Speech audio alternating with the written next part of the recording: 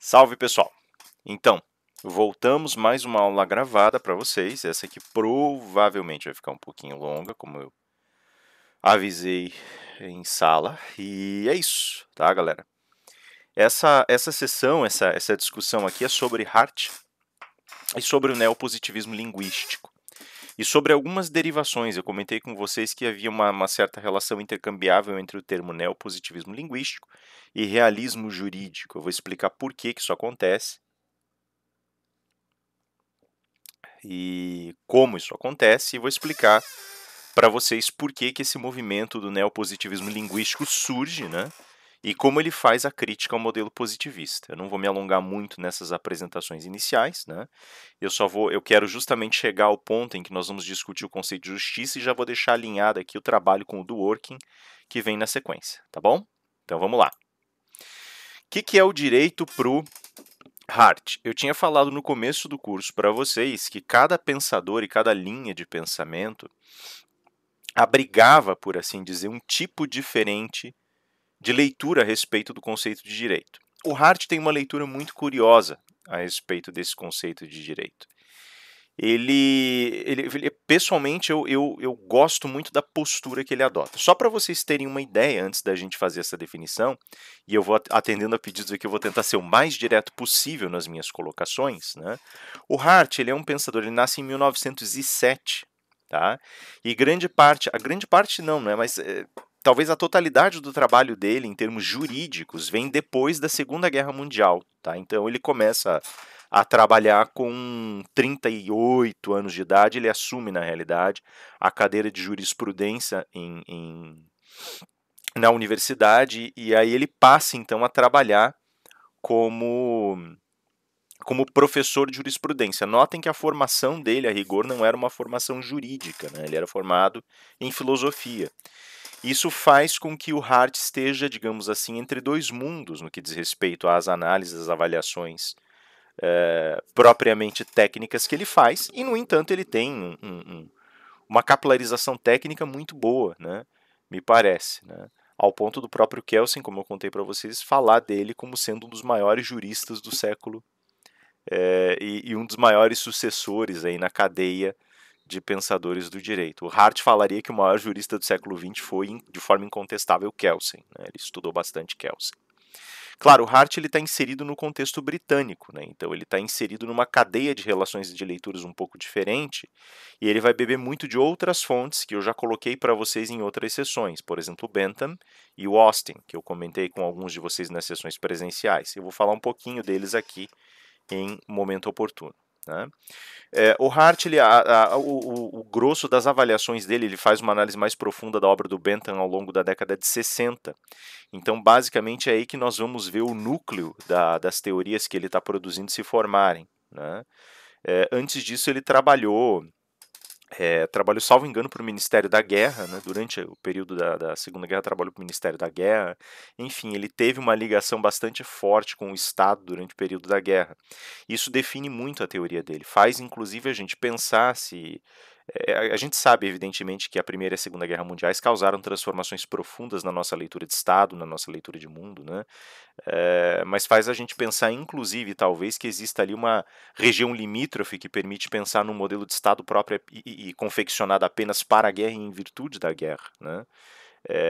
Uma das características e uma das notas altas da obra do Hart é, inclusive, a inclusão constante de elementos que dizem respeito a processos revolucionários e transformadores, no que diz respeito ao olhar que se tem do direito, né? Então, a gente tem aqui uma recomposição da estrutura jurídica que já não parte mais da noção de um Estado estável, de uma organização estruturada e estável. Ele vai falar sobre patologias jurídicas, vai falar sobre momentos de crise e transformação, e vai se preocupar profundamente com isso também dentro da obra dele. Antes de tudo, no entanto, o Hart ele se preocupa de uma maneira mais aguda com aquilo que nós podemos dizer, que nós podemos entender como sendo a legitimação das estruturas jurídicas. E a respeito disso nós vamos conversar daqui a pouquinho, né? Veja, essa questão do que é o direito num primeiro momento, ela traz à tona alguns elementos que são bastante bastante peculiares da obra do Hart. E por que eu digo isso? O Hart, ele tem, evidentemente, ele tem toda essa admiração pelos positivistas que vieram antes dele e pelos estudiosos, enfim, de movimentos do moralismo no âmbito do direito, do minimalismo moral e por aí vai. Contudo, essa admiração ela se transforma muito rapidamente em uma leitura crítica, conformada principalmente em virtude dos conceitos que os positivistas projetam e da preocupação profunda que esses positivistas teriam, segundo o próprio Hart, em insistir em uma leitura voltada sobretudo para as regras primárias. Daí por diante, uma definição central de direito na leitura do positivista, como nós vimos, é derivada imediata dessa capacidade que o sistema tem de regulamentar diretamente as noções, as circunstâncias específicas da vida de uma diversidade de indivíduos. O Hart questiona muito profundamente essa noção, e isso faz com que ele se dirija para uma nova relação com o conceito de direito. Aí eu lanço aqui esse o que é o direito, mas é num sentido um pouco precário que nós vamos tentar buscar uma definição de direito em Hart. Porque, na realidade, a sua concepção começa a partir de uma relação crítica. E essa relação crítica desmantela o conceito de direito anterior. Que conceito de direito anterior era esse? Ele era basicamente o conceito que determinava o direito como sendo uma preocupação profunda em regular condutas sociais, determinando violações de conduta e contrapondo a essas violações sanções. O Hart ele não consegue compreender dessa forma o direito. Ele entende que essa visão que foi preconizada pelo Kelsen e em determinada medida foi preconizada pelo Austin na realidade do positivismo jurídico britânico, ela é uma realidade cercada de vícios e muito simplista na visão dele. E por conta disso, ele começa a analisar essa questão, entendendo esse núcleo do positivismo jurídico como um rudimento para a disposição de uma ciência do direito. Então, novamente, havia um conceito positivista de direito, que determinava a regulação de condutas por meio da determinação de violação de condutas, às quais se contraporiam sanções. Tá? Lógico que aí você tem variáveis, né? Essas variáveis te permitiriam, em determinada medida, falar sobre um processo sancionatório positivo, de modo a incentivar condutas que você assim desejasse, enfim. Mas o fato é que a gente tinha conduta, violação de conduta e sanção como os três grandes eixos dessa realidade que o positivismo nos dava. Ele entende que isso é insuficiente. Essa é uma crítica que vai se repetir no John Finnis, já coloquei isso para vocês, vai se repetir em autores como Brightweight, por exemplo, né? Vai se repetir em autores contemporâneos, mas ela é uma crítica que está nascendo no neopositivismo linguístico. E aí o Hart vai dizer assim, olha, e esse é o ponto alto. Tá? Qual é o contraponto conceitual que o Hart coloca? Nenhum.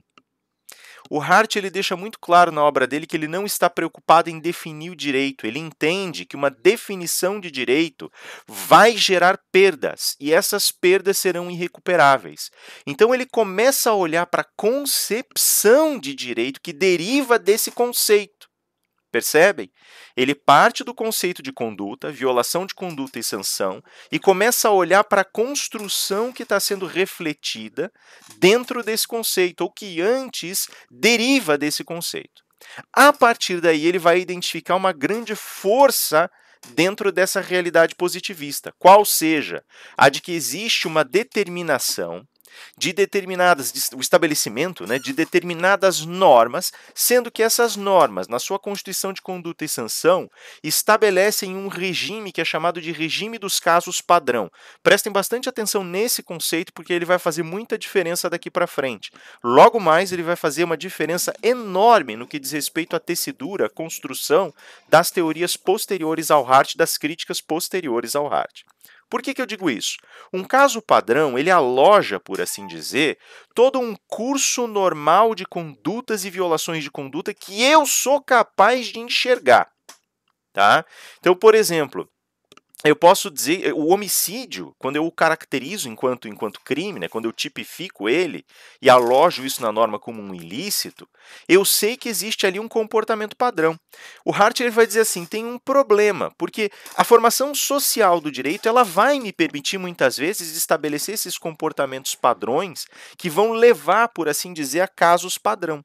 Só que nem sempre esses casos padrão vão ser suficientes.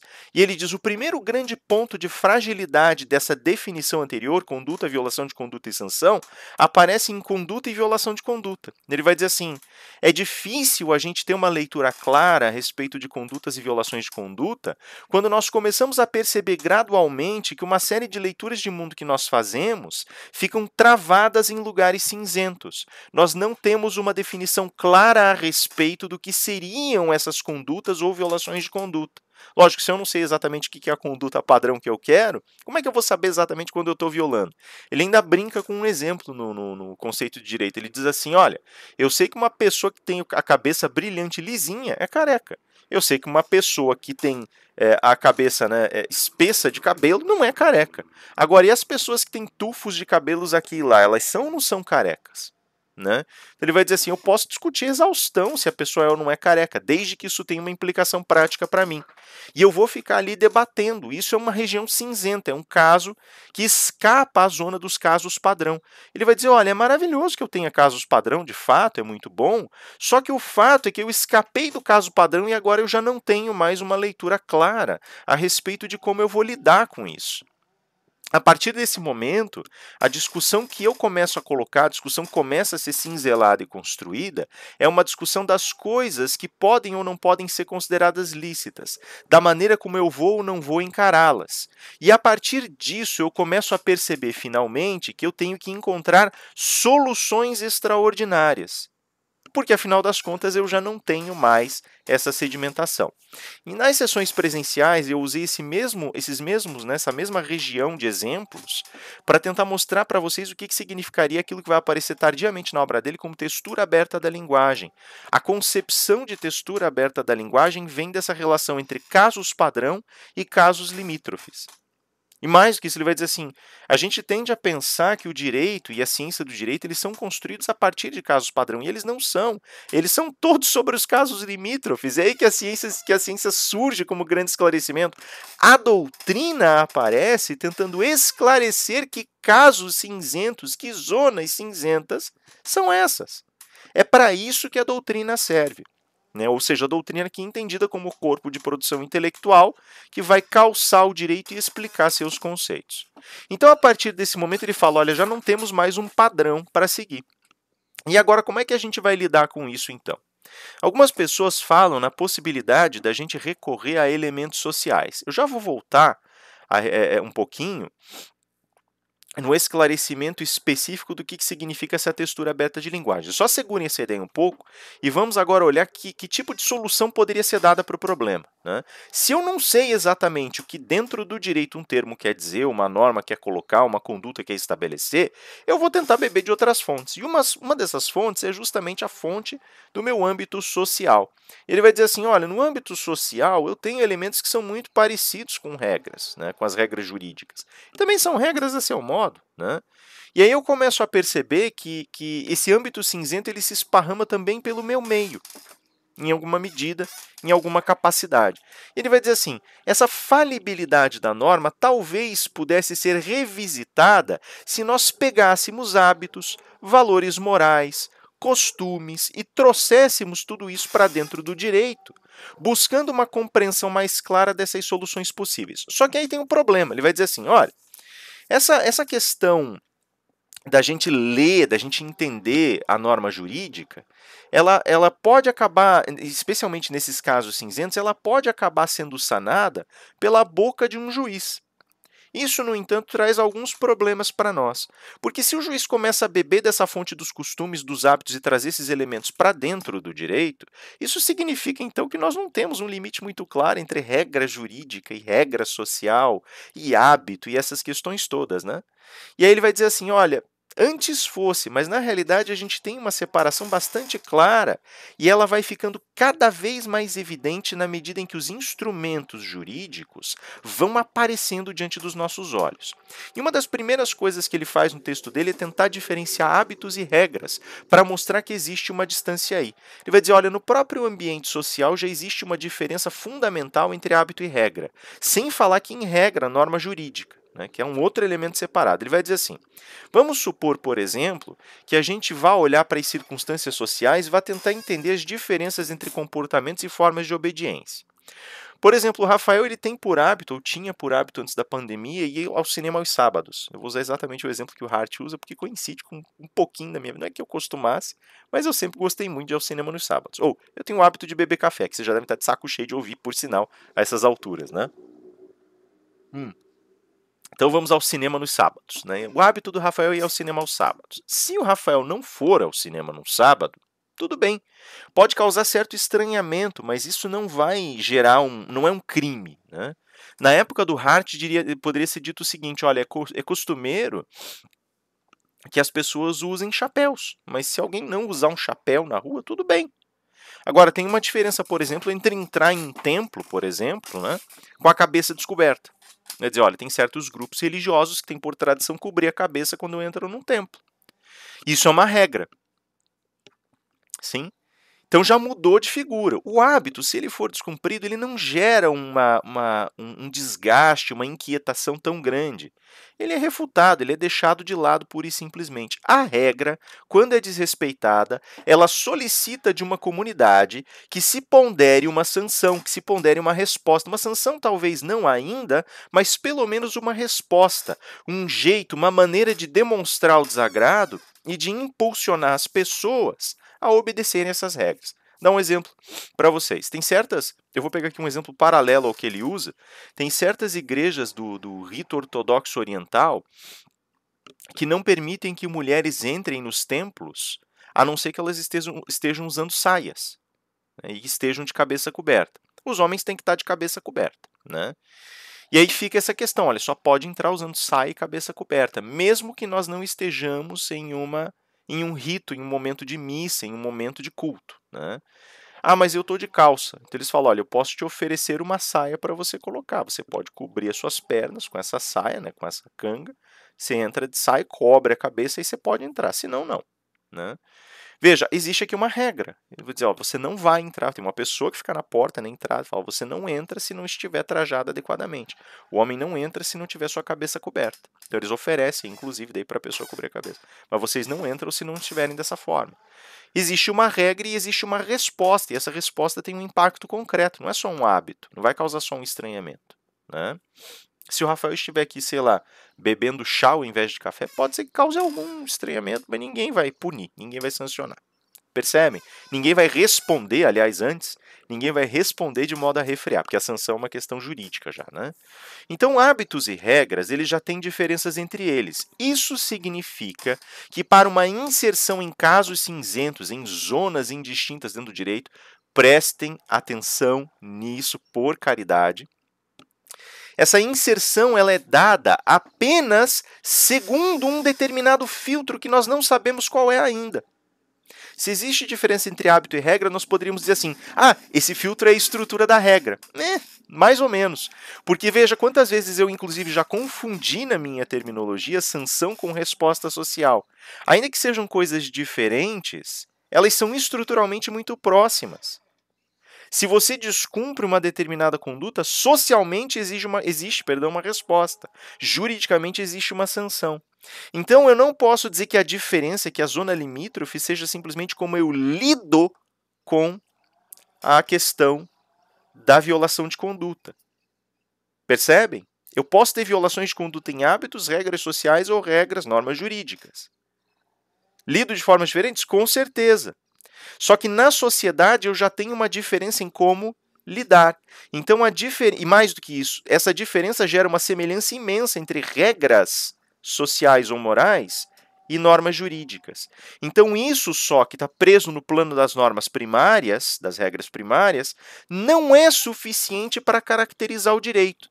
Pior ainda, como existe essa indistinção, eu bem poderia dizer assim, mas claro, hábito, regra e direito é tudo a mesma coisa. Se for tudo a mesma coisa, eu vou gerar uma série de outros problemas que nós vamos discutir daqui a pouquinho. Tá? Então guardem essa ideia. O fato é, beber das fontes dos hábitos e das regras é uma saída perigosa para dizer o mínimo. E ela não me mostra com clareza qual é a distinção que existe entre direito e sociedade. Né? Regra jurídica e regra social, grosseiramente falando. Tá? E a coisa piora. Porque diante dessa questão dos casos padrão, além de eu trazer à tona o problema de como eu resolvo os cenários cinzentos de indistinção, eu também trago um elemento a mais, qual seja o elemento de uma possível teoria chamada teoria do ceticismo de regras. Como é que é? Veja, como a regra, tem gente que vai dizer assim, olha, a regra ela tem zonas cinzentas de fato, vamos beber de outras fontes para resolver. Tem gente que fala, não só isso não funciona, como também a regra não funciona. Mais que isso, ela só terá operacionalidade no minuto em que ela for aplicada por um tribunal. Porque enquanto ela está só no espaço de previsão, ela é só abstrata, ela está morta, seus defeitos não aparecem e por isso não são corrigidos. Então, eu tenho duas frentes que emergem aqui. Uma frente que fala, vamos beber da fonte das regras sociais, e que já traz todos esses probleminhas que nós insinuamos e tantos outros, e outra que é a do ceticismo de regras. Percebem as dificuldades que estão sendo criadas? E aí o Hart vai dizer assim, olha, diante de tudo isso, eu não quero nem tocar no problema da definição do direito. Mas percebam que ele está mexendo no problema da definição do direito sem declarar. Ele fala, eu só não quero defini-lo. Tá? O que ele está fazendo basicamente? Ele está abolindo a ideia de definir o direito para ele poder trabalhar dentro da concepção de direito a separação que vai aparecendo na dinâmica da atividade jurídica. Percebe a noção? Então, até aqui, o que aconteceu? Nós temos uma definição positivista, assim, que muito enxuta seria colocada como conduta, violação de conduta e sanção. E aí o Hart vai dizer, isso aqui não chega, porque quando eu coloco isso, a própria conduta vai ter momentos em que não vai ser claramente definida.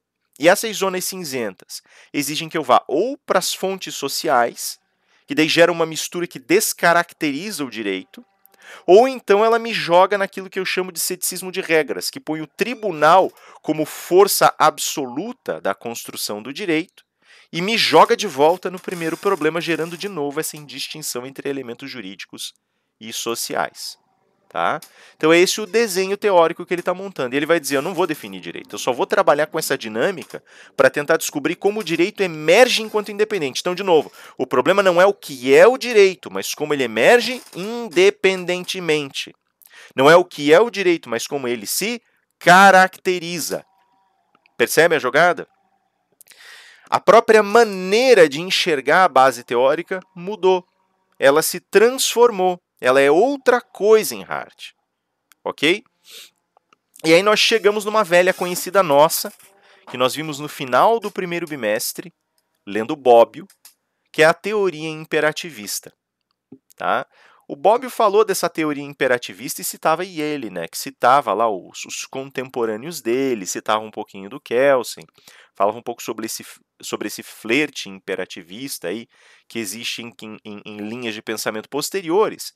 E o Hart vai coçar a cabeça e vai olhar um pouco para essa questão imperativista. Ele vai dizer assim, olha, no fundo, se a gente for analisar o que o Bentham deixou para a gente, mas principalmente o que o Austin fala, o que nós temos quando nós buscamos essa história de conduta, violação de conduta e sanção, é uma maneira de enxergar certos comandos que são dados e enxergar o direito como o lugar da obediência desses comandos. Então, conduta, violação de conduta e sanção. Percebam como a coisa vem suave dessa definição. Se eu falo em condutas, estabeleço violações de conduta e sanciono violações, é porque eu quero ser obedecido, ou obrigo a fazer ou proíbo de fazer. Ou permito também, né? Aquilo que a gente já viu, mas principalmente o obrigo e o proíbo. E nesses casos, nós estamos falando sobre a possibilidade de um dever fazer, de um ter de fazer, né? E esses elementos vão surgindo agora como derivações imediatas da relação jurídica. E aí entra a questão da linguagem. O que o Hart vai falar? Ele vai dizer assim, você quer ver como é difícil a gente distinguir a questão social da jurídica só por essa base?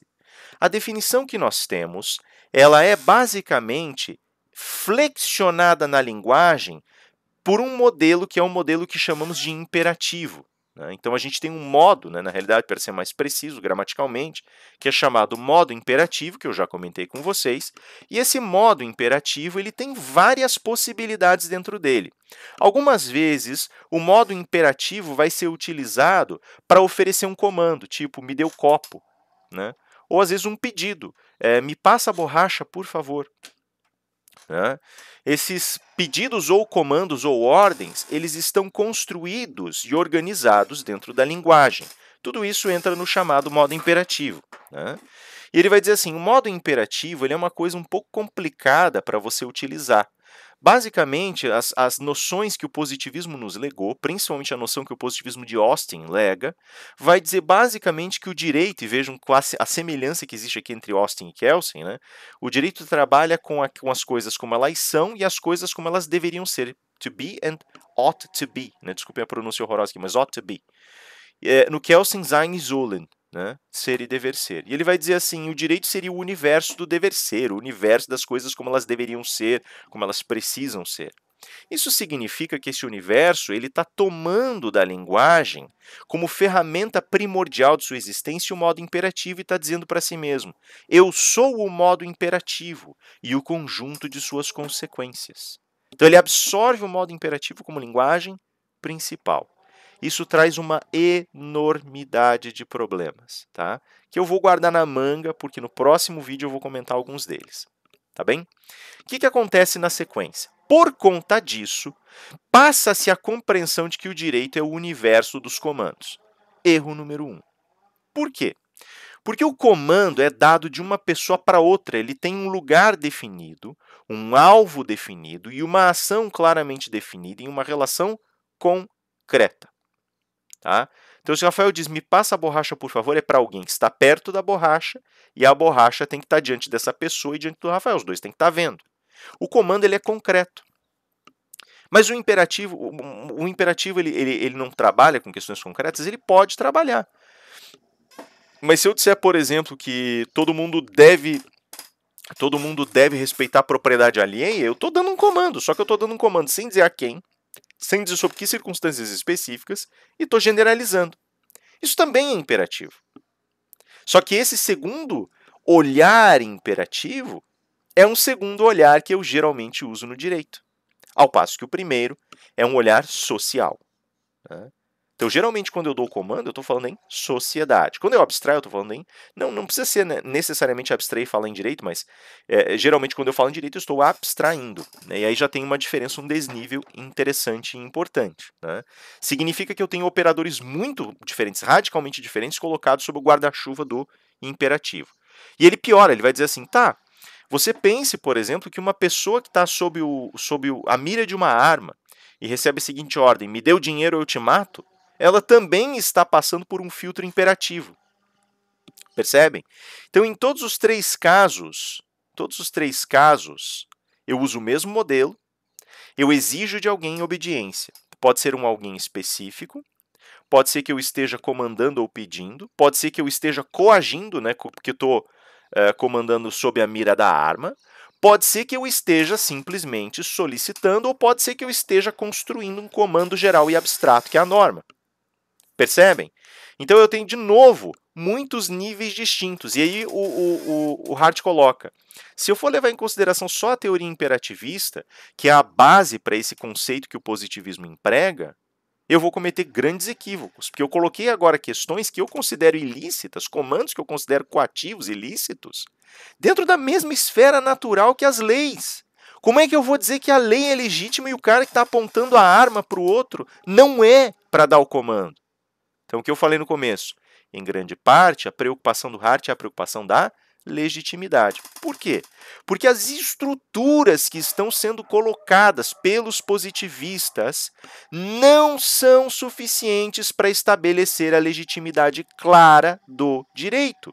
Por isso, não separam o direito como uma realidade autônoma. Então, o que acontece? No olhar do imperativismo e do comando, já temos uma dificuldade. Né? O imperativismo absorve o comando e isso significa que ele abre por demais o seu leque estrutural.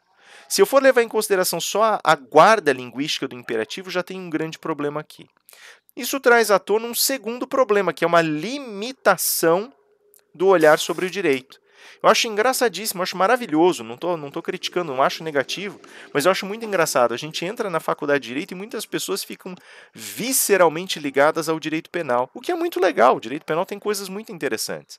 Mas vale perguntar por que isso? Por que quando nós pensamos direito, pensamos primeiro direito penal? O modelo penal, sob a ótica dessa estrutura teórica, é o modelo padrão do direito. Conduta, sanção, ou antes, violação de conduta, sanção, violação de conduta, sanção, violação de conduta, sanção. Essa mesma estrutura não se aplica a todo o resto do direito, não. Ele é bem mais complexo que isso. Né? Você pegar uma relação contratual, por exemplo, em que duas pessoas criam uma relação jurídica entre elas por meio de suas faculdades jurídicas, elas estão se obrigando mutuamente. Aí tem sanção? Não! A preocupação primordial não é sancionar no sentido de punir, né? A preocupação primordial é operar um instrumento sancionatório de modo que ele restaure circunstâncias ou garanta o adimplemento do contrato, a realização do contrato. Percebe a jogada? São coisas muito diferentes, mas o imperativismo sugere que a base do direito é o direito penal, que a raiz do direito é o direito penal, que a forma mais primordial de direito é o direito penal. E aí o Hart vai dizer, isso não funciona. Daí a gente perde toda a complexidade externa do direito. Né? Tem coisas, tem relações jurídicas que não se encaixam nesse modelo. Né? E elas a adaptação é uma coisa praticamente impossível nesses casos. Então tem muito erro escondido aí. De novo, nada contra o direito penal. Só que ele é um ramo, ele não consegue explicar, não consegue dar conta de explicar tudo, nem de perto. Né? Nenhum ramo dá. Né? E aí, justamente, nós temos três grandes presunções teóricas que eu acabei de colocar para vocês. Né? Essas três grandes presunções teóricas são as de que o direito trabalha pelo comando, de que existe uma base coativa e o de que nós temos necessariamente que operar por uma legislação. As três não estão assim tão equivocadas, só que nós precisaríamos discernir um pouquinho esses conceitos. Comando é muito restritivo, não é bem assim que funciona. A coação não é o operador primordial. E a existência de legislação é mais complexa do que nós estamos pensando.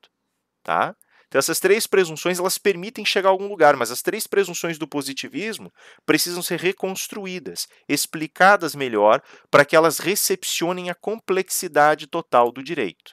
Tá? Por isso, muitas vezes, os neopositivistas, de uma forma geral, vão levantar essa acusação contra os positivistas, principalmente contra o Kelsen, dizendo que é muito simplista a teoria.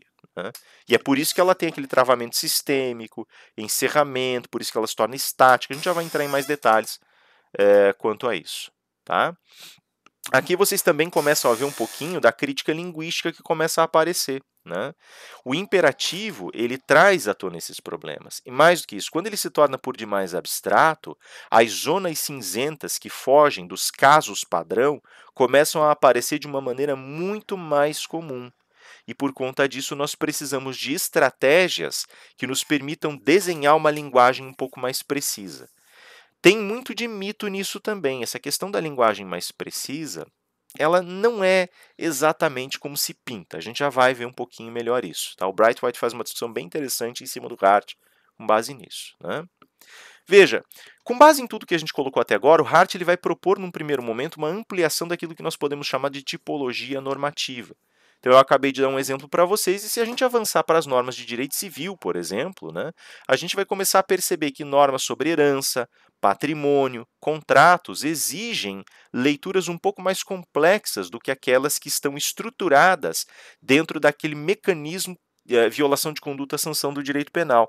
Não que esse instrumento não possa eventualmente ser utilizado dentro dessas realidades, mas como elas têm uma característica talvez mais restaurativa e garantidora de relações, elas abandonam aquilo que nós podemos chamar de mentalidade punitiva e ingressam numa mentalidade que o Hart define mais naturalmente como sendo a mentalidade do juramento.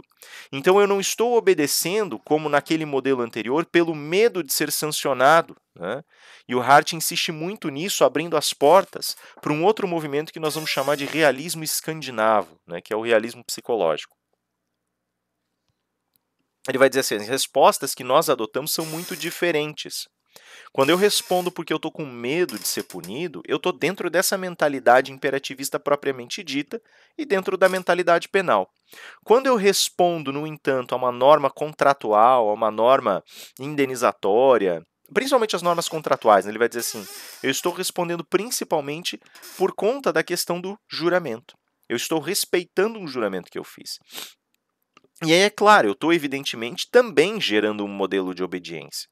Só que esse modelo de obediência ele já parte de um paradigma um pouco diferente, né? Nesse caso, inclusive, eu devo levar em consideração também que existem várias definições específicas dos tribunais aplicadas a essas relações. Como assim? Veja, a relação de um contrato ela é estruturada de acordo com a maneira como as partes desejam vê-lo realizado, por exemplo, né? Que é um exemplo dentro do direito civil, entre tantos possíveis, né? Se o contrato é descumprido, né, e não, como a gente diz tecnicamente, inadimplido por qualquer motivo por alguém, quando a gente leva isso para o tribunal começa a fazer uma releitura desse contrato e ele tenta ver como essa estrutura foi arranjada, como ele foi pactuado e como ele pode agora ser restaurado ao seu status anterior, de forma que ele seja respeitado e adimplido completamente, realizado, portanto, completamente. Tá? Isso significa que nós agora começamos a escapar das limitações da obediência. Eu tinha que obedecer ao contrato? Sim. Só que no minuto em que houve uma aspas desobediência, o processo restaurativo mostra a complexidade da relação. E agora o tribunal vai olhar para a situação e não vai mais falar obedeça. Ele vai simplesmente procurar promover uma adequação normativa de modo que o contrato continue a se realizar. Suponha você, por exemplo, mas eu não cumpri o contrato, diz a pessoa, porque não havia possibilidade, foi por uma relação de caso fortuito. Muito bem, vamos então mitigar, né? Vamos separar um pouco esse prejuízo. Olha, eu não cumpri o contrato porque eu fiquei sem recursos. Tá, mas você demonstrou interesse aqui, sei lá, numa compra em 10 parcelas, a pessoa tinha pagado 7, ficou sem recursos, perdeu o emprego, não pôde pagar. Tá, mas você já pagou 7 parcelas, então você mostrou o ânimo, né, de querer pagar, né? Então esse ânimo de adimplemento, de cumprimento do contrato. Então vamos renegociar essas 3 aí. Né? Vamos repensar, adequar em como você pode pagar, ao invés de simplesmente devolver o bem que você comprou para o vendedor. Né? Então você tem várias possibilidades. Aqui eu estou usando exemplos que não são exatamente do texto, né? Eu estou chamando exemplos que são um pouquinho mais nossos aí. Né?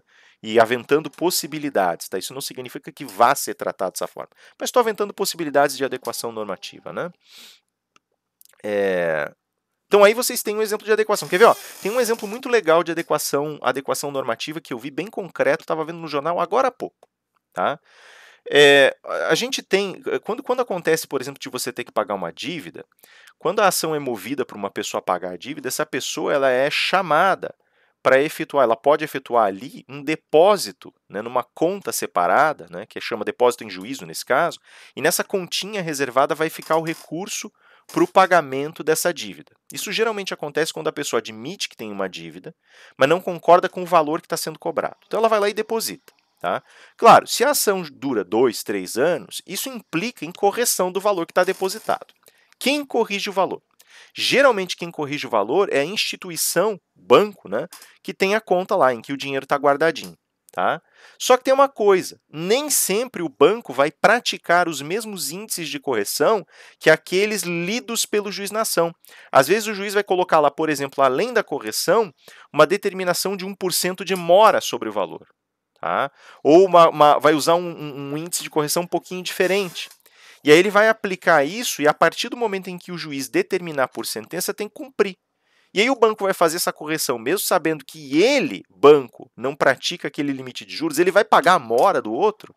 Não, tecnicamente isso não está certo, mas a decisão que nós temos hoje do tribunal é o banco pagar tudo e acabou-se. O que está acontecendo agora é que existe uma ação judicial que o STJ está analisando e talvez agora se repense isso. Talvez o STJ, ao invés de cobrar tudo do banco, cobre apenas as correções segundo as tarifas bancárias do banco e aquilo que excede na determinação do juiz vai ser pago pela parte devedora. Aí vocês me dizem o que vocês acham certo ou errado. Tá? Mas isso chama adequação normativa. O tribunal está lendo a norma, ele sabe que tem que existir a correção, tem que existir o juro por mora, etc, etc, né? Em virtude de uma dívida, e agora ele está promovendo várias adequações da norma, olhando inclusive para a sua própria história. A gente vai discutir a questão da história dos tribunais lá do Work, então guardem um pouquinho essa ideia. Tá? Essa adequação normativa aparece aí. Então veja, o direito ele é mais complexo do que aquilo que se diz conduta-sanção, né? Ou violação de conduta-sanção. Claro? O que significa isso? Nós temos agora, então, duas saídas diante das teorias positivistas. Quais são elas? Das duas, uma. Ou eu pego o conceito de sanção e alargo ele para fazer essa questão da adequação normativa caber, que é o que nós temos feito quando a gente vai ler só o Kelsen e aplica só o Kelsen da forma mais direta e brutal possível, né? Ou a gente promove um estreitamento das normas, dizendo não dá para ter tanta complexidade, soca tudo no modelo violação de conduta sanção de algum jeito. É possível fazer os dois? Claro que é. Só que você vai ter, no primeiro caso, uma perda da natureza da sanção e, no segundo caso, uma perda de conteúdo normativo. Percebem? Isso significa socar tudo isso só em regra primária, ou seja, só violação de conduta sanção. Só essa regulação direta que nós temos das situações materiais.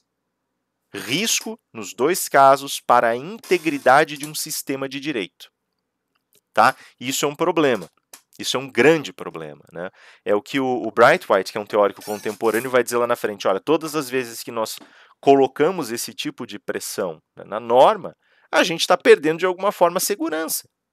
A gente está perdendo algo, né? Próprio Hart, por que ele não se compromete em definir o direito? Porque isso ia engessar a leitura que ele faz de direito. Todas as vezes que a gente tenta promover essas adaptações, a gente está esgarçando o conceito de direito que a gente criou também. Então é ruim para a prática e ruim para a ciência. Percebe a jogada? Então, assim, por conta dessa realidade mais ampla, normas de direito civil e de tantos outros campos, aqui eu peguei o direito civil porque é o lugar temático que o Hart visita. Ele nem chama direito civil, só para vocês terem uma ideia, né? Ele vai visitar contratos, herança, propriedade, coisas assim. Nós temos uma redefinição dessas estruturas jurídicas pelos tribunais. Abandonamos gradualmente o modelo da obediência, que é o modelo das teorias imperativistas, para chegar a um modelo de adequação normativa pela boca do juiz. E esse modelo sugere, então, na releitura do sistema, ou o alargamento da definição de sanção ou o estreitamento da norma jurídica. Nos dois casos, temos prejuízos. Beleza? O que o Hart propõe? Ele fala, olha, não dá nem tanto a gregos, nem tanto a troianos. Né? Não dá para fazer o alargamento da sanção, não dá para fazer o estreitamento da norma. O que é que eu faço, então? Né?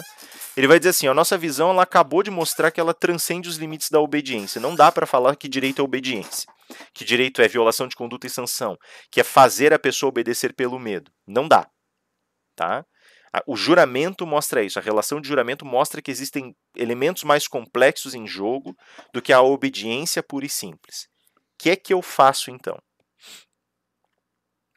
A grande questão é que durante o curso da estruturação, da aplicação da norma, ou seja, quando o juiz está julgando, né, nós temos que promover um ponto de virada. Ao invés da gente pensar que o juiz julga considerando o que o receptor da norma faria, a gente tem que olhar para a legislação como sendo um lugar de reconstituição por interpretações e como sendo o espaço em que o indivíduo se vincula à norma por algum motivo. Então não é mais uma obediência por medo. O indivíduo ele olha para a norma e fala, eu confio nessa norma aqui por alguma razão que não é o meu medo de ser sancionado. Isso dá mais maleabilidade e liberdade para que a gente discuta os limites e a aplicação das normas, sobretudo nas relações que escapam a essa estrutura, a esse lugar dos casos padrão. Tá? Então, existe aqui aquilo que a gente vai chamar de um caráter autovinculativo da legislação. Tá? Existe uma autovinculação da legislação. A gente sabe que a lei impõe, mas por que a gente obedece à lei? E aí o Hart entra em toda uma questão estrutural bastante curiosa. É ali que ele vai começar a discutir, que ele vai iniciar o debate propriamente dito, no que concerne, mais especificamente, estava virando a paginazinha, mais especificamente,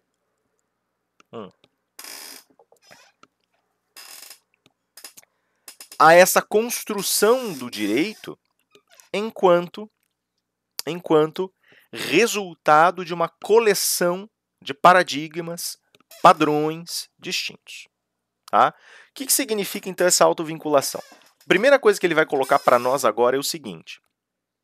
A legislação ela não está justificada simplesmente porque ela se depõe sobre condutas, ela não está justificada pelo seu conteúdo, ela transcende esses limites e ela tem um outro lugar de respeito. Para explicar isso, ele vai colocar uma questão, um exemplo, um modelo muito interessante. Ele vai dizer assim, ó, pega, por exemplo, uma relação como uma relação que nós temos em um determinado país, um determinado reino, seja lá o que for. Ali um cara chamado Rex I coloca uma determinada lei. Tá? Ele proíbe um negócio lá, proíbe uma determinada coisa. Sei lá, por exemplo, proíbe de fumar. Né?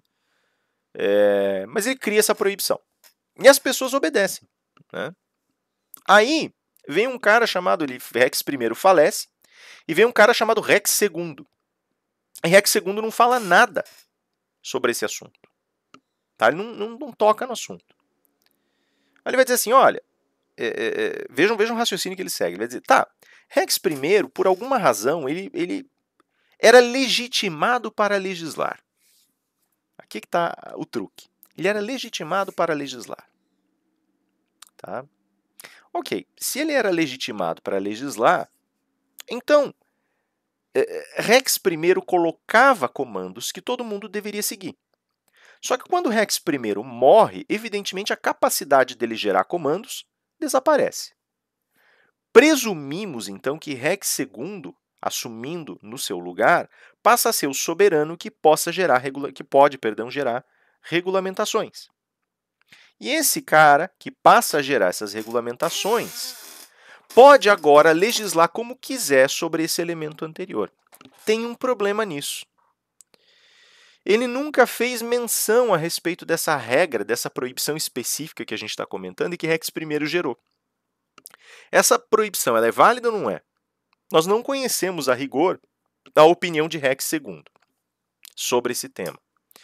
Uma teoria que é levantada e que vai dizer respeito especificamente à chamada teoria do ceticismo de regras, diz assim, olha, Rex II não precisa anuir diretamente com essa regra, mas bem faria se o fizesse. Se ele não faz, contudo, a regra não passa a valer até que algum dos seus delegados, um juiz, por exemplo, julgue um caso de desobediência dessa regra e determine se ela vale ou não. Inclusive, ele usa como exemplo uma legislação aplicada em um determinado caso contra a prática de bruxaria em 1947 na Grã-Bretanha. Ele fala, pô, mas não é um pouco absurdo a gente pensar que essa norma ainda se aplica? Aí ele vai dizer justamente isso, a norma é anacrônica, por que eu vou aplicá-la? Por que eu tenho que esperar um juiz falar sobre a aplicação e ainda correr o risco de ser condenado por ela? Então ele fala, essa teoria do ceticismo, do ceticismo de leis, do ceticismo das normas aqui, ela é um pouco perigosa. O que eu posso contrapor a ela? Eu posso contrapor, por exemplo, a ideia de que Rex I deixa para Rex II essa norma, e a norma que Rex I colocou simplesmente continua tendo legitimidade. Percebem? Também é perigoso, talvez mais perigoso ainda. Porque se eu parar para pensar dessa forma, tem normas que eu nem vou conhecer, que não vão ter cabimento na minha vida, e essas normas vão continuar atuando, como essa, por exemplo, sobre bruxaria. Então, algumas teorias em cima disso. Uma, o ceticismo de regras, que determina que até que um juiz decida, não se concretiza a legitimidade da norma sob Rex II. Uma norma que diz que essa regra ela continua valendo até tempo indeterminado, até que alguém venha e diga não vale mais. O que também é perigoso, porque isso significa que injustiças poderão ser cometidas em estado grave. Né? Que mais que nós temos, no entanto? Que outras possibilidades nós temos dentro desse contexto? Bom, outras possibilidades que nós podemos presumir vêm, por exemplo, da ideia de que nós poderíamos guardar em Rex II, levantando aqui a hipótese lógica, a necessidade para a reconstrução do ordenamento, que seria inviável. Como é que daí cada legislador vai fazer um ordenamento novo, né? Além do que, os abusos seriam muito comuns. Então, o que nos resta como hipótese? Ele vai dizer assim, para eu saber exatamente como esse caráter autovinculativo da legislação opera e para saber exatamente como a lei é constituída, eu preciso necessariamente ter a compreensão de que Rex I, Rex II não fazem leis por fazê-las. Vejam agora o truque. Né? Se nas duas grandes teorias aqui, o ceticismo de regras, por exemplo, eu tenho esse tempo de instabilidade, né? Como o Hart coloca um interregnum, que eu não sei se essa regra vale ou não vale. E aí, de repente, vem um juiz e fala, vale ou não vale? Né? E aí eu fico nessa inconstância, sem saber exatamente se a regra absurda vai valer ou não vai valer. E por outro lado, eu tenho a ideia de dizer que ela vale o tempo todo, de forma indeterminada e por tempo indeterminado, eu tenho uma terceira opção. Que terceira opção é essa? É a opção de entender que tanto um quanto o outro estabelecem regras para determinados fins. Como assim, né? Olha, se eu não tenho uma finalidade, ele mesmo coloca no livro assim, ele vai dizer, se eu não tenho uma finalidade para a regra, eu posso pensar que num país vizinho, Tiranos primeiro, né, os nomes que ele dá, vai fazer regra ao Léo ali, ao Deus dará, e ele faz o que ele quer. E aí não tem lé nem cré, não tem lógica para as regras que ele cria. E isso não é o direito. A gente sabe que isso não é o direito, isso é só concentração de poder. A gente já discutiu isso, e esse é um legado que ele traz do positivismo kelseniano. Então a gente descarta a possibilidade de não haver limites. Ele vai dizer assim, eis aí a solução. Entre rex primeiro e rex segundo, não é a legitimidade de rex primeiro ou a de rex segundo que determinam a obediência à lei. O que determina é algo que está além deles. É um desenho estrutural que organiza racionalmente e que estabelece um desenho, uma tradição propriamente dita, um costume para a obediência da lei. Mais que isso, estabelece um costume para a sua confecção. Perceberam a jogada? E esse costume para a confecção vai gerar aquilo que ele chama de poder legislativo. Mas como é que opera isso? Veja, se eu falo, né, se agora falando mais especificamente, se eu falo da teoria do ceticismo de regras e vou olhar para os tribunais, posso dizer assim, mas os tribunais, se eles julgarem e estabelecerem, eles sanam isso já, Rafael. Você não precisa ir tão longe nas suas reflexões como Hart foi. O tribunal, ele pelo costume, ele pode fazer um juízo e o julgamento que ele estabelece determina dessa forma se aquela regra é arcaica ou se ela é válida, se a norma presta ou não presta. É claro que um tribunal em 47, por exemplo, ia olhar para aquela situação ridícula de acusar uma pessoa por bruxaria, por qualquer razão que fosse, ia dizer assim, essa norma aí já não tem mais cabimento, não tem lugar, não é mais um costume social, já superamos essa fase dessa perseguição, dessa invenção de figuras aí que envolvem a execração social de determinados indivíduos. Então, ele afasta pelo costume. Tem uma questãozinha, no entanto. O costume não é norma até que o tribunal transforme em norma. Percebem? E o tribunal tem um caminho para fazer isso. Tá? Então, o tribunal ele não aparece do nada. Eu simplesmente transferi a pergunta, não é mais saber por que o costume não é a lei. Por que lei e costume não são uma coisa só? A pergunta passa a ser, por que eu preciso do tribunal para transformar o costume em lei? Como esse tribunal faz isso e onde ele encontra a legitimidade? E aí entra a grande hipótese que o Hart coloca. Ele vai dizer, tanto o tribunal quanto a autoridade, eles operam por certos mecanismos, e esses mecanismos pegam elementos sociais, passam por um filtro e jogam para dentro do direito. Que filtro é esse? Esse filtro é um filtro de reconhecimento. Percebe a jogada? Então, o que ele está dizendo basicamente para nós é, olha, diante das circunstâncias, eu poderia tentar oferecer aqui soluções através de uma legitimidade perene da regra ou através de um ceticismo de regras que levasse o tribunal a definir, no momento de um julgamento, se a regra vale ou não vale. Falo, olha, tanto num caso quanto no outro, se eu vou levar em consideração só esse plano primário, eu não dou conta de explicar o que está acontecendo ali. E pior, se eu tentar forçar a explicação, né, o que ele colocou antes? Tentar forçar sistemas mais amplos em realidades mais simples, sanção, ampliação da sanção ou redução da norma, ele diz assim, olha, na realidade o que eu vou estar fazendo é matar dimensões que eu deveria estar explicando. Eu posso explicar, por exemplo, por que um determinado conteúdo deve ser jurídico. Até posso explicar. Só que isso não explica por que eu preciso do tribunal ou do legislador para fazer isso. Qual é o papel deles? Né? E o papel é esse. O papel é o chamado reconhecimento.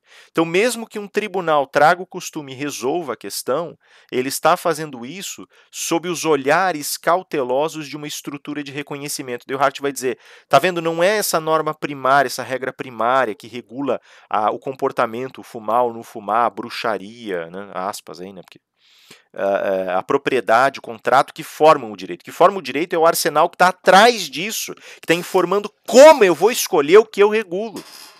Perceberam a jogada? Ele vai dizer, olha, então assim, o que acontece? Para construir a soberania, eu tenho duas grandes frentes, né, que estão alinhadas ao lado dessa questão do reconhecimento. Uma delas é chamada de hábito de obediência. né? Esse hábito de obediência ele aparece como um sintoma desse reconhecimento. Eu obedeço à autoridade porque a autoridade eu obedeço, e é isso, né? Então cria-se esse hábito através do qual o indivíduo, veja que ele não está mais falando que o indivíduo obedece por medo, cria-se esse hábito através do qual o indivíduo olha para aquilo e fala, ali há algo, há uma estrutura, há uma armação com a qual eu posso contar. Aquilo ali eu vou obedecer o juiz, eu vou obedecer Rex primeiro, Rex segundo, vou obedecer o legislador, né? E existe aí também um traço de continuidade, que é esse legado de Rex I para Rex II. Esse legado de continuidade ele está dado não pela soberania de Rex I ou Rex II, mas porque essa construção soberana está profundamente enraizada em um sistema que informa os dois. O Hart ainda vai falar assim, o sistema norte-americano, por exemplo, é mais complexo nesse sentido que o sistema britânico, mas ele demonstra claramente como esses operadores funcionam. Então, com a eleição dos juízes, com a eleição de representantes. Isso tudo fica claro porque existe uma racionalidade que está lastreando essas relações. Percebem? Não é a autoridade figura. Ela precisa de uma personalização, perdão, de uma personificação. Então, precisa aparecer um monarca, um legislador, um representante, um julgador. Tem que aparecer. Isso não significa que a soberania, que a autoridade em si por si esteja na pessoa. Ela transcende a pessoa, ela está colocada em um regime, em um sistema que está operando para além dessas figuras meramente humanas, meramente representativas. Deixa eu só deslocar aqui a janelinha um pouquinho, pronto, né? E aí nós voltamos, então, para a questão das regras e dos hábitos, né? Já que essa questão de regras e hábitos começa agora a permitir uma análise um pouquinho diferente daquilo que nós vimos ainda há pouco. Tá? O que significa tudo isso aqui, então? Veja, o Hart, ele, como eu já disse, ele parte então desse pressuposto em dizer, olha, não adianta querer trabalhar só pelo sentido da obediência, e por meio dessa visão crítica, rever hábitos e regras traz também à tona uma dimensão um pouquinho nova desses hábitos e dessas regras. Ele vai retomar o tema da regra social e vai dizer assim, por que a regra social é diferente da regra jurídica então, né? Se não por esse mecanismo de reconhecimento. Mas vamos pensar estruturalmente nessas regras um pouquinho. A regra social, ela opera, e agora ele vai dar nomes aos bois, ele vai dizer assim, olha, a regra social ela opera quando ela é violada, ou quando ela está em vista de ser violada e alguém quer que ela seja respeitada, um conjunto de mecanismos de pressão social. Pressão versus sanção. Preste atenção no termo agora. Pressão versus sanção. Pressão.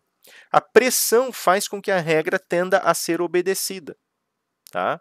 E ele vai dizer assim, isso significa que nós temos que obrigatoriamente olhar para a maneira como nós somos capazes de recepcionar essa regra, porque existem diferenças mais profundas aí. Então, ele vai dizer que existe um aspecto interno e existe um aspecto externo, né? Uma dimensão interna e uma dimensão externa dessa regra. Né? A dimensão interna diz respeito mais especificamente ao conjunto de padrões de comportamento que nós estabelecemos diante das pressões que sofremos. Então, existe um receio, em desobedecer a norma, e o receio de desobediência faz, portanto, com que essa norma, com que essa regra social passe a ser obedecida. Então, são esses mecanismos de receio diante da transgressão que começam a estabelecer em mim um comportamento. Daí o Hart vai colocar uma coisa muito interessante. É necessário perceber que a regra ela não aparece desavisada e é colocada para o indivíduo pura e simplesmente. Cada um vai definir se vai aderir a essa regra ou não. Só que existe um conector que faz com que a regra social seja mais universalmente obedecida. E aí comece a criar esse padrão de comportamento. E esse elemento é, no final das contas, o receio que eu tenho da pressão que vou sofrer. Né? Ele ainda brinca e fala assim, olha, se quando eu vejo, por exemplo, lógico, os mecanismos sociais eles têm as arquiteturas próprias, né? Eles vão gerando, nesse sentido, formulações e formas de obrigação. E vejam que a forma de obrigação entende, então, como algo muito natural a padronização do comportamento. Percebam que agora ele voltou para o começo da teoria e começou a explicar em escala por que a ideia de obrigação existe e por que ela é tão avidamente recepcionada no direito penal. Percebem? O que ele está dizendo para nós basicamente é isso. Existe um aspecto interno que é a minha própria, o que me leva a aderir a determinada regra. Esse aspecto interno, ele vai gerar um padrão de comportamento, porque a maioria das pessoas vai aderir em virtude desse receio diante das pressões sofridas, e a partir daí eu posso agora dizer que existe aqui uma maioria que segue aquela linha de comportamento, né? O que mais que a gente pode explorar aqui ainda por cima, né? Tem mais uma viradinha aqui que eu acho interessante, qual seja, a partir do momento em que a gente faz essa adesão, a partir do momento em que a gente se alinha dessa forma e padroniza o comportamento, também no âmbito externo, uma sociedade vai passar a encontrar maneiras de sinalizar a pressão, maneiras de sinalizar uma possível transgressão. Quer ver um exemplo? Olhando só pelo aspecto social, não pelo aspecto da legislação de trânsito, desculpem. Minha VPN está para renovação e o Avast está atrapalhando minha explicação. O que acontece aqui? Esse aspecto externo ele fica claramente exemplificado quando eu estou, por exemplo, dirigindo. Se uma pessoa estiver, por exemplo, dirigindo, eu não, né? Mas se uma pessoa estiver dirigindo, a pessoa está lá, dirigindo, e aí ela vê que tem um sinal verde para ela passar. Ela passa tranquilamente. Ela vê que o sinal está amarelo. Ela acelera ao invés de ficar alerta e parar. Ela vê um sinal vermelho. Ela aproveita e fura. Os sinais, né, isso é interessante, porque na maioria das vezes os teóricos eles vão pensar esses sinais como se eles já fossem comandos. Não é bem assim. Eles estão determinando, eles estão, de alguma maneira, alertando para uma conduta que deve ser seguida. Então eles não estão comandando nada. Eles estão simplesmente sinalizando, dizendo, olha, aqui você deve parar. Tá? Então existe um correspondente. Se você para ou não é outra história. Se você não parar, o que pode acontecer? Você pode gerar acidentes. Mesmo que você não gere acidente, mesmo que você fure o sinal, não tem ninguém ali. Se alguém vir, pode reprovar você. Pode dizer assim, pô, né, olha o que a pessoa está fazendo. Né? Pode chamar a tua atenção, né? Daquela famosa buzinada, né? Enfim, né? Parar, abrir a janela para brigar com a pessoa no trânsito. Não façam isso, por favor. Tá? Que feio, né? Não façam isso. Tá aí. Dá para fazer tudo isso? Dá. Né? Isso tudo é pressão. Então você tem sinais externos que vão determinar a direção da conduta. Existe uma recepção interna. Será que vou? Será que não vou? Será que o meu medo de ficar parado no semáforo é maior que o meu medo de atravessar, por exemplo, se for uma região perigosa, se está no meio da noite, a pessoa tem receio, sei lá. Né? E aí tem, então, por exemplo, essa resposta, essa possibilidade aí de você trabalhar com essa padronização ou não, ou fugir da padronização do comportamento. A pressão aparece e é evidente que ela vai ter um peso na decisão que o indivíduo toma. Sacaram a ideia? Beleza? E aí a gente passa então a falar desses mesmos parâmetros no âmbito penal. Claro que ali eu tenho a sanção, então o medo pesa mais porque existe a sanção e a sanção ela tem um gatilho aqui que é interessante que o próprio Hart vai absorver. Ele vai dizer assim, há algo a mais no direito. Né? A regra social ela te permite essa imposição de pressões. A norma jurídica, mesmo que nós falemos especificamente sobre a ideia de sanção, lembrem, o próprio positivista já tinha colocado, oferece-se um comando a partir daí para uma autoridade pública para ela aplicar a sanção. Então tem algo mais, mesmo no âmbito da obrigação pura, essa armação jurídica ela está aparecendo, ela está encontrando capilarizações e escavações, percebem? Isso traz aqui, esse é o ponto que eu queria frisar, que o Bright White levanta também, a questão da possível previsibilidade da norma, já que nós temos a padronização dos comportamentos, então é previsível como nós deveríamos nos comportar. Se a gente coloca o sinal vermelho para as pessoas parar, a gente imagina que a maioria vai parar mesmo. Se não parar, a gente diz, olha, escapou do nosso âmbito de previsibilidade, etc, etc. É o caso? Mais ou menos, né? Como o Bright White vai colocar, ele diz assim, olha, o fato de eu ter normas mais específicas, detalhadas, ou de eu ter mais normas, não significa que minha capacidade de previsão tenha aumentado, nem oferece mais segurança jurídica diante dessas possibilidades. Tá? Não é o caso falar dessas questões. Tá? Então, dentro desse contexto específico, nós temos esse jogo de possibilidades. Tá?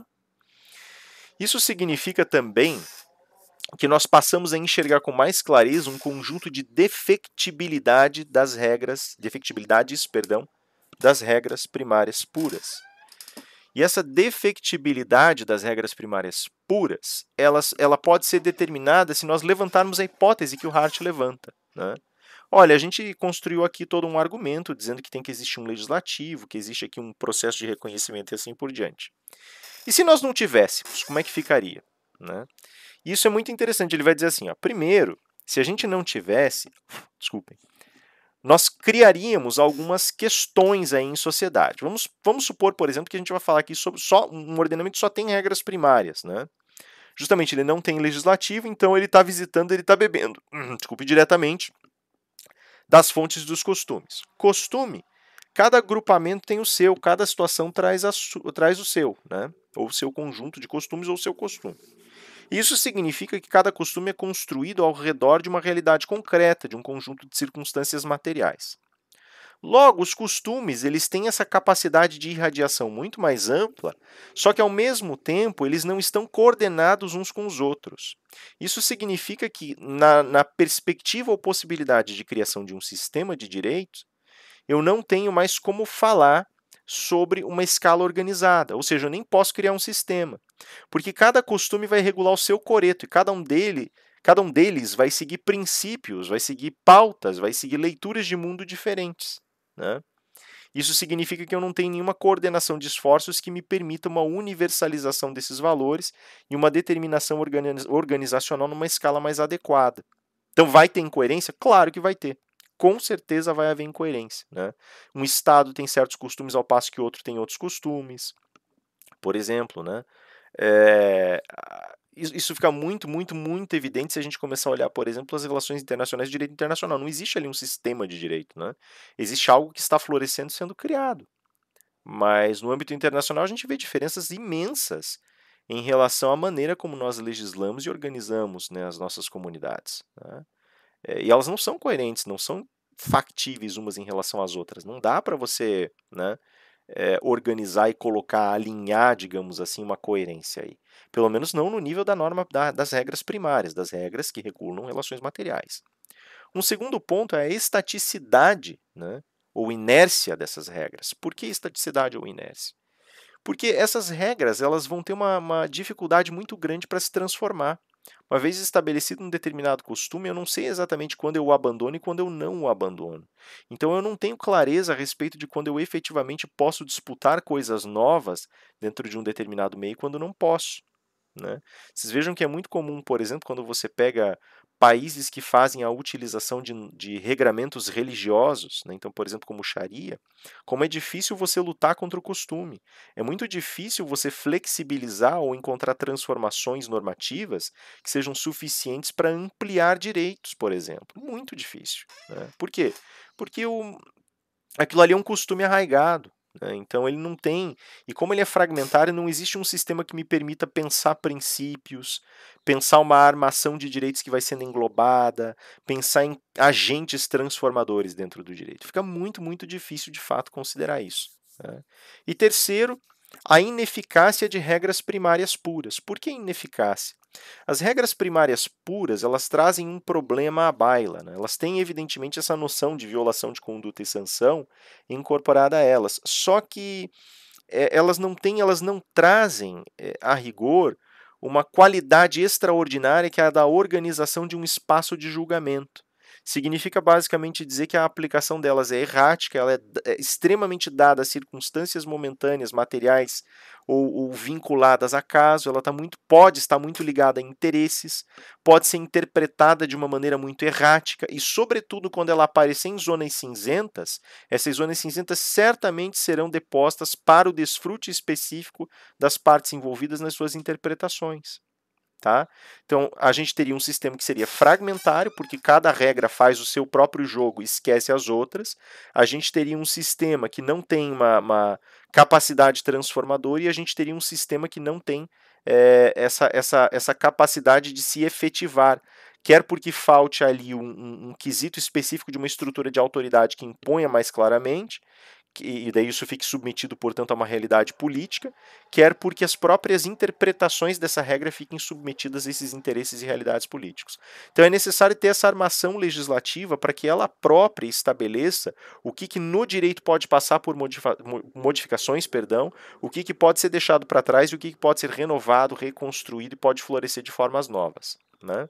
O que significa isso? Toda vez que o legislativo entra em cena, ele entra como representante de uma estrutura que também transcende o seu papel.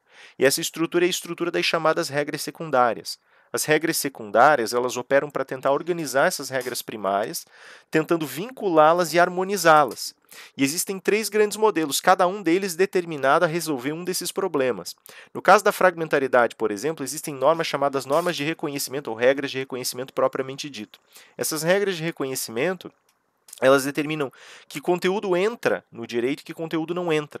E existem ali trâmites específicos para que esse reconhecimento apareça. Então, votação, por exemplo, que no nosso caso seria votação em 2 casas, sanção pela presidência da República. Claro que depende aqui do tipo de norma e do tipo de conteúdo que você está querendo absorver, né? E aí tudo isso envolve, nesse sentido, essa capacidade que o legislativo tem de seguir certos procedimentos, né? Por isso, o procedimento transcende a própria natureza do legislativo, né? Se impõe ao legislativo, em outras palavras, limita o seu poder e canaliza suas forças, né? Tem uma segunda categoria, que é a das normas de alteração ou normas de câmbio, e essas determinam quando eu posso abandonar e quando eu devo abandonar certos conteúdos em nome de outros novos e por que procedimentos farei isso. E por fim, as de julgamento ou adjudicação, que organizam os tribunais, estabelecem os limites de suas interpretações, que tipos de interpretação são aceitáveis, quais não são diante das estruturas que estão colocadas pelo legislador. Na realidade do Ratio significa como julgamentos e a construção de precedentes judiciais se relacionam especificamente com os atos ou estatutos construídos pelo legislativo. Tá? Então seria mais ou menos essa ideia, e aqui a gente começa a ver a explicação do Hart sobre o porquê da gente necessariamente falar sobre regras secundárias como agentes, como forças ativas desse processo de legitimação. Por fim, eu queria colocar para vocês a visão que o Hart faz de justiça e moralidade e sua inserção direta no âmbito específico do direito. Tá? Por que eu quero colocar isso? Porque isso aqui é a visão que ele retoma e de alguma maneira explora, tentando mostrar o que nos resta dessa construção que outrora foi a construção do justnaturalismo dentro da arquitetura dos neopositivismos. Ele vai dizer para nós que o significado de justiça é, nesse sentido, muito complexo. E agora ele tem que achar um jeito de pegar essa complexidade e encaixar isso nessas forças legitimadoras que ele colocou anteriormente. Ele vai dizer assim: na realidade, isso vai aparecer no momento em que nós estivermos promovendo a aplicação da norma. E no momento da aplicação da norma, nós devemos levar em consideração que as pessoas, entre tantas outras coisas, não admitem que essa aplicação seja feita de qualquer maneira, sob um juízo desigual, e que esse juízo desigual não pode aparecer por motivo nenhum. Então, ele vai falar, por exemplo, sobre a questão do preconceito racial, das discriminações, de discriminações várias. Ele vai dizer assim, todas elas são consideradas inválidas diante de um ordenamento que se considera justo. Ele ainda vai insistir nesse ponto, ele vai dizer, claro que o conceito de justiça é muito mais complexo do que a ideia de equalização de direitos. Contudo, o que nós podemos identificar de forma mais imediata enquanto expressão dessa justiça no âmbito específico da arquitetura jurídica advém exatamente dessa possibilidade de equalizarmos a aplicação das normas para todas as pessoas e de empregarmos os mecanismos de reconhecimento no universo específico dessa equalização. Mais que isso, ele vai dizer para nós o seguinte: uma norma de reconhecimento ela tem que imperar sobre todas as demais. De fato, é ela que está no topo do ordenamento jurídico. Percebem a diferença agora? Ele vai dizer assim: a legitimação de todas as normas aparece por conta dos diversos mecanismos de reconhecimento. Mais que isso, esses mesmos mecanismos podem e vão acabar interiorizando esses sistemas de equalização, promovendo sua aplicação paritária e uniformizando todos os ângulos dessa aplicação. Certo?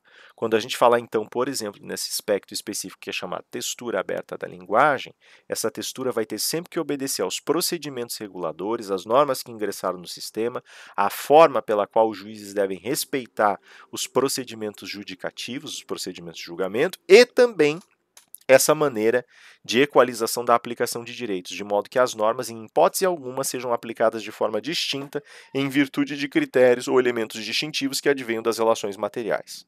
Certo? Isso significa para ele, portanto, um flerte possível com a ideia de uma justiça natural, o que significa dizer, basicamente, nós estamos emprestando certos elementos que, a rigor, advêm especificamente de uma concepção social daquilo que nós entendemos como igualdade entre todos os seres humanos. E a partir daí a gente consegue projetar, e a gente já tem uma dica daquilo que nós vamos ver com mais potência lá no Alex. Como assim, né? A justiça, ela acaba se inserindo no contexto específico da estrutura teórica e sistêmica do direito. Ela não está necessariamente conjugada nem entranhada de modo a operar de uma maneira perfeitamente assimilada, mas a justiça ela acaba sendo, de alguma maneira, interiorizada por certos mecanismos de interpretação e aplicação, de modo que ela é uma força que está ao lado do ordenamento e do sistema, mas, ao mesmo tempo, opera para determinar o seu sentido. O Alex ele vai retomar um pouco essa teoria, lógico que ele vai pegar outros percursos teóricos e vai buscar outros marcos, mas ele alega que existe um mandado de otimização em tudo que fazemos no direito. Os rudimentos dessa ideia já estão começando a ser apresentados aqui no neopositivismo linguístico. Beleza, galera? É isso, acho que deu mais ou menos 1h15 minutos de vídeo. Falei para vocês que ia ficar longo. Os próximos não serão mais curtos, tá? Eu vou precisar, tem bastante matéria ainda que eu quero repassar com vocês. Mas sobre o neopositivismo, esse é o resumo que eu estou colocando para vocês. Eu me baseei sobretudo nos 6 primeiros capítulos, 6, 7 primeiros capítulos da obra O Conceito de Direito do Hart, né, para vocês terem um panorama aqui. Claro que a obra dele é mais vasta e mais rica que isso, e é mais ou menos esse o resumo que eu consigo fazer para vocês aqui em 1 hora. Tem muita coisa que a gente ainda pode discutir, né? Muita coisa, uma obra muito rica, mas diante das nossas restrições de tempo é o que eu posso fazer por enquanto, tá? Se vocês quiserem, depois eu deixo complementos para vocês darem uma olhadinha junto com o complemento de lógica jurídica que eu pretendo deixar para vocês. Beleza, galera? É isso aí, por favor, vamos conversando, cuidem-se, tá? Me procurem se precisarem, e é isso aí, galera. Bom descanso para vocês, Deus abençoe. Até mais.